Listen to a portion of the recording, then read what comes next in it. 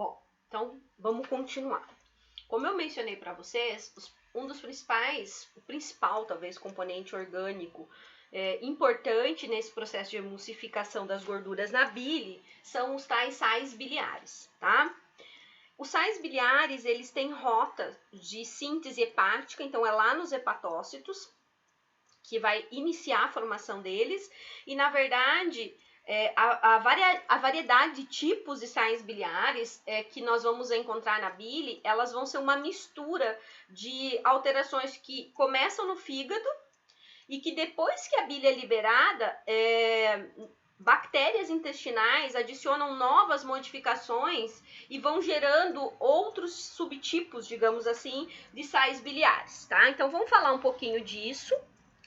Lembrando que eu particularmente não gosto de decorar, então eu não vou falar nome aqui específico, mas em todos os livros de fisiologia tem tabelas com os nomes dos ácidos biliares, dos sais biliares, e eu acho que o importante é a gente entender como eles se formam, importante entender como eles fazem a emulsificação, o que eles têm de especial para estar participando desse processo de emulsificação. Então, o início, como é que eu inicio a produção de um sal biliar? Eu começo pela produção dos ácidos biliares, tá? Então, no formato de ácidos biliares, e eu começo a partir do colesterol. Então, eu pego os hepatócitos, eles pegam o colesterol e vão transformar esse colesterol. Nos primeiros passos da transformação, eu vou dar origem a um tipo de ácidos biliares chamados ácidos biliares primários. Então, os ácidos biliares primários são categorias de ácidos biliares que se formam inicialmente no fígado a partir do colesterol, correto? Esses ácidos biliares primários vão ser, digamos assim, liberados pela primeira vez na bile, junto com todos os outros componentes, com a fosfatidilcolina, com o colesterol, com os pigmentos biliares, e vão cair lá na luz do intestino. No intestino, as bactérias, que são normais da flora intestinal, vão transformar parte desses ácidos biliares primários em ácidos biliares secundários. Então, a formação de ácidos biliares secundários se dá a partir dos primários na luz do intestino por bactérias que existem lá e fazem novas modificações. Aí eu tenho uma variabilidade maior. Eu vou ter uma mistura de ácidos biliares primários e ácidos biliares secundários na bile.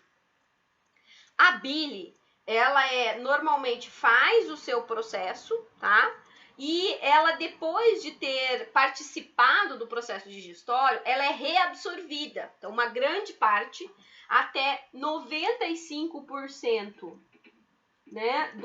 desses ácidos biliares, eles serão reabsorvidos da luz intestinal. O que é reabsorção? Caiu na luz do intestino, vai ser recaptado e vai voltar para o fígado, através da circulação que nós chamamos de enterohepática. Entero do intestino de volta ao fígado, tá? Então, quando esse processo acontecer, essa mistura toda de ácidos biliares primários, de secundários, vai retornar para o fígado e pode receber a adição de aminoácidos. Normalmente, os aminoácidos que são ligados aos ácidos biliares são a taurina e a glicina. E isso forma os ácidos biliares glicoconjugados e os ácidos biliares tauroconjugados. Então, esse processo de conjugação dos ácidos biliares primários ou secundários vai se dar onde? No fígado. Quando eles retornarem do intestino pela recirculação enterohepática ao fígado, o fígado vai recaptar eles, e vai adicionar a alguns deles aminoácidos, como a glicina, como a taurina. Isso é importante porque essa glicoconjugação, essa tauroconjugação, ela facilita a solubilização dos sais biliares, ou dos ácidos biliares em meio aquoso, evita com que esses elementos entrem em qualquer célula enquanto estiverem circulando na luz intestinal ou mesmo no sangue.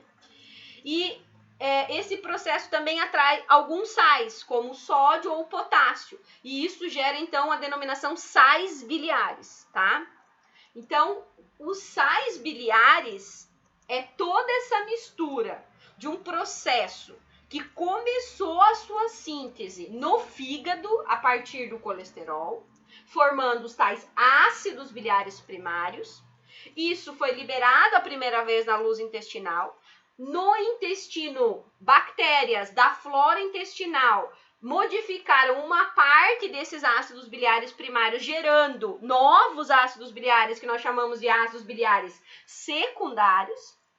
Isso tudo foi reabsorvido, em torno de 95%, voltou via circulação enterohepática ao fígado, e alguns desses elementos receberam a adição de aminoácidos, glicina e taurina, formando ácidos biliares glicoconjugados ou tauroconjugados, que vão poder agregar alguns íons, como sódio e potássio, formando finalmente os sais biliares, tá?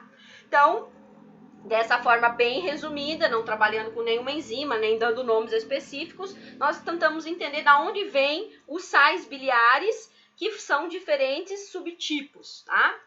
O que esses elementos, eu vou apagar aqui, eles têm em comum? Então, os sais biliares, eu estava falando para vocês no início, que são um componente importante que permite a emulsificação. Então, vou retomar aqui. Emulsificação das gorduras, né?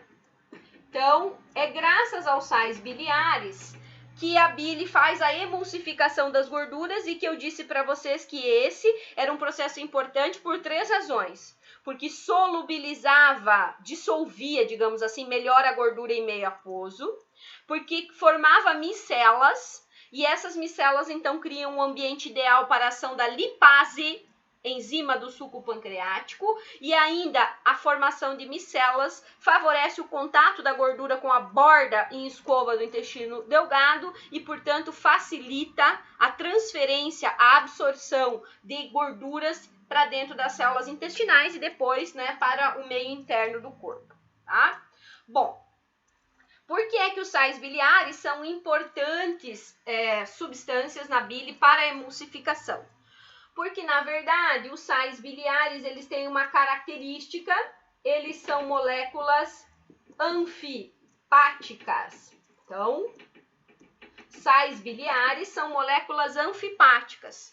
O que são moléculas anfipáticas? Aquelas moléculas que têm um polo com carga, positiva ou negativa, e tem uma cauda que é apolar. Então, polar e apolar. Então, os sais biliares, pela sua constituição bioquímica, são moléculas anfipáticas, moléculas que têm uma porção da molécula com carga e uma porção da molécula apolar, que não tem carga. Isso também acontece nos fosfolipídios. E lembra também que na bile existem fosfolipídios, que é, por exemplo, a fosfatidilcolina. Por que essa característica de ser anfipática é uma coisa importante para a emulsificação? Porque é isso que permite a formação das micelas, tá? Então, vamos tentar imaginar esse processo acontecendo na luz intestinal.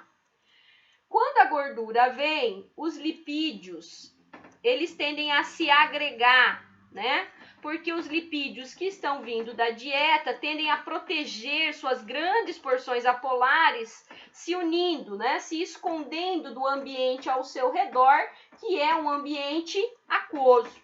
Então, os lipídios, pela sua natureza hidrofóbica, tendem a se agregar, né, e se esconder do ambiente aquoso, que é o ambiente da luz intestinal, né?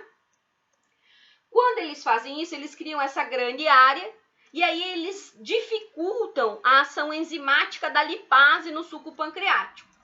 Mas, ao mesmo tempo, nós estaremos colocando aqui a bile.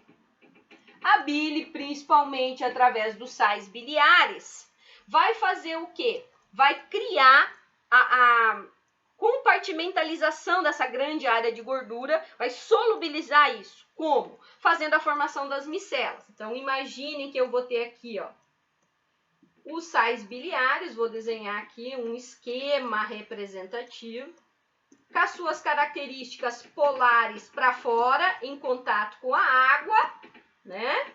E as suas caudas hidrofóbicas.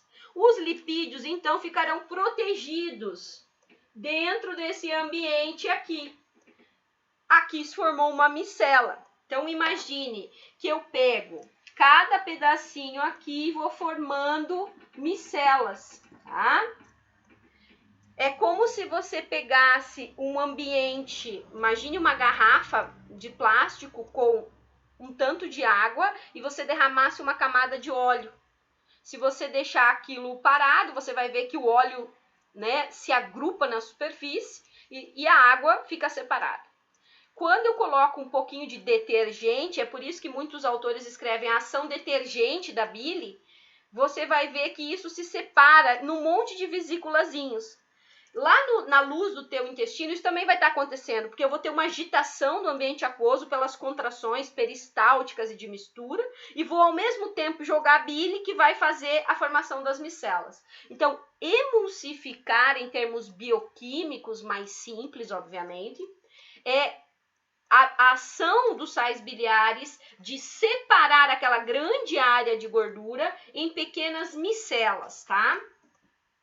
Então, micelas são estruturas bem menores, nos quais os sais biliares criam um microambiente para proteger a porção hidrofóbica, protege os lipídios, enquanto que a porção com carga, ela fica voltada para a água. Bom, fiz a primeira ação, solubilizei. Agora, eu criei essa interface água-micela. Essa interface água-micela vai ser importante para a ação da lipase. Então, a lipase, deixa eu escrever melhor. A lipase, que é a principal enzima que fragmenta lipídios, está lá no suco pancreático, ela vem nessa interface. Quer dizer, ela consegue se encaixar perfeitamente aqui nesse local. Quando ela faz esse encaixe, ela consegue capturar os lipídios e fazer a quebra enzimática. Então, segunda ação importante da bile. Ao solubilizar, criou-se um microambiente ideal para que a lipase, que veio junto no suco pancreático, foi derrubado no mesmo local, possa então estar fazendo o papel enzimático em si, clivando os lipídios maiores nas suas unidades menores.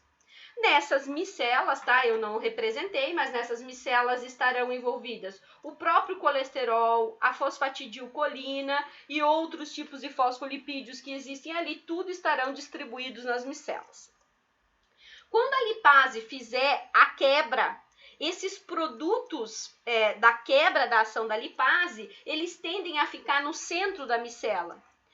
E aí, isso culmina no favorecimento da terceira ação da bile. Porque como os produtos da quebra estão ali, as micelas vão batendo na borda, né? Nas microvilosidades, entram em contato com a parede mais íntima das células do intestino delgado, e isso favorece a rápida difusão desses elementos quebrados para dentro da célula da parede.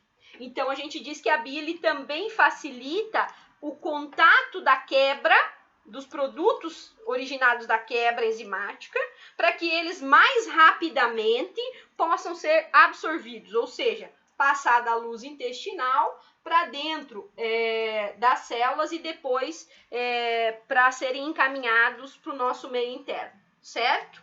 Então, isso é emulsificação, essa é a tarefa principal dos sais biliares. Para finalizar questões importantes da bile, tá? Vamos falar um pouquinho da regulação.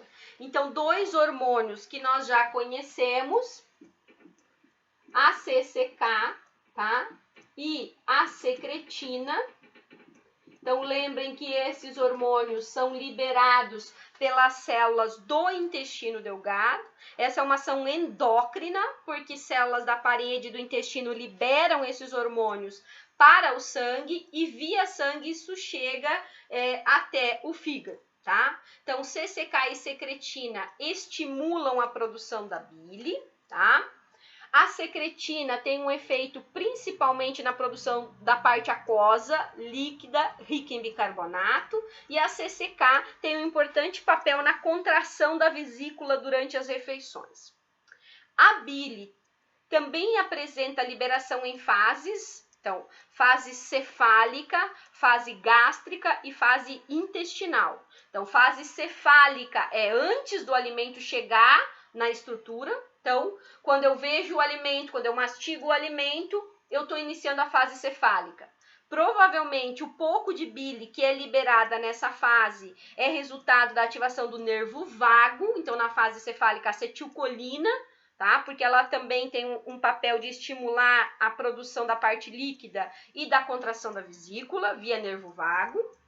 Quando chega no estômago, eu vou ter a atividade vagal mais acentuada pela própria distensão e o reflexo vagal, mas essas duas fases, a fase cefálica e a fase gástrica, são menos importantes. A fase mais importante para a liberação de quantidade significativa é a fase que nós chamamos de intestinal. Então, qual é o principal estímulo para a liberação de grande quantidade de bile e para a contração forte da vesícula biliar? A presença do alimento na luz do intestino. As células da parede, neurônios do sistema nervoso entérico sensíveis a lipídios, percebem a chegada do alimento rico em gordura, estimulam a liberação de hormônios, colecistocinina e secretina, e isso acentua muito a contração da vesícula biliar e o esvaziamento da bile já pronta para a luz do intestino, tá? Então, a fase intestinal é, sem sombra de dúvidas, o fator, digamos assim, mais importante para a liberação de grande quantidade de bile e esvaziamento da vesícula biliar. Para finalizar, um aspecto que vocês vão ler frequentemente quando estiverem estudando a questão da bile, vocês vão ler um fenômeno que eu falei, que é a chamada recirculação enterohepática, tá? Então, a bile sofre esse fenômeno. O que esse fenômeno diz para nós? Então, imaginem aqui o seu fígado, tá? Então, os sais biliares saem daqui, vão até a vesícula e ficam armazenados. Durante uma refeição, a presença de lipídios estimula a contração da vesícula e isso aqui é liberado aonde? No duodeno, certo? Então, esse é o caminho. Horrível essa escrita da palavra duodeno. Vamos melhorar. Duodeno, tá? Então, os ácidos biliares começaram aqui, foram produzidos, foram estocados na vesícula, chegou o alimento no intestino sinal, CCK, secretina, acetilcolina, estimula a contração da vesícula, os sais biliares caem aqui, tá? Caíram na luz. Vão fazer o seu papel de emulsificar, de criar um microambiente. Quando esse processo prosseguir e os lipídios começarem a ser absorvidos, grande parte dos sais biliares serão também reabsorvidos, aproximadamente 95%, como eu mencionei. Vão ser reabsorvidos do meio para o final do intestino delgado, vão voltar pela recirculação enterohepática ao fígado, certo? Então, voltando ao fígado, o fígado reutiliza esses sais biliares, organiza eles de novo e deposita na vesícula. Assim, o fígado não precisa fazer nova síntese, tá? Esta parte que recirculou é a parte mais importante, que controla para o fígado quanto ele tem que sintetizar de novo ou não. Então, o fígado, ao recapturar, ao reaproveitar via recirculação enterohepática os sais biliares, ele não precisa sintetizar novamente. 5% aproximadamente prossegue, vai para o intestino grosso, vai ser processado lá e vai ser excretado nas fezes, na forma de sais biliares, na forma de produtos de pigmentos, na forma de excesso de colesterol, certo? E, portanto, o fígado só vai ter que completar esse 5% novo, fazendo 100%. depositando. Durante uma refeição muito rica em gordura e muito prolongada, esse ciclo de deposição, liberação na luz intestinal, recirculação pode acontecer várias vezes, tá? Então, esse é um processo importante, chama recirculação enterohepática, e é um mecanismo importante pelo qual o fígado não precisa, então, ficar sintetizando grandes estoques de sais biliares toda vez, né? Porque esse processo pode ter um reaproveitamento bastante significativo, e essa volta dos sais biliares ao fígado é um ponto importante da regulação da própria síntese de sais biliares local, certo? Então, com isso, nós abordamos os principais aspectos da função da bile para o processo digestório, e para eu conseguir finalizar a digestão em si, eu vou dar uma aula sobre digestão bem rápida de carboidratos, proteínas e lipídios ainda essa semana, explicando os pontos importantes da quebra e como que esses produtos da quebra serão absorvidos e distribuídos dentro do organismo. Tá? Então, por enquanto é isso. Tenham um bom dia.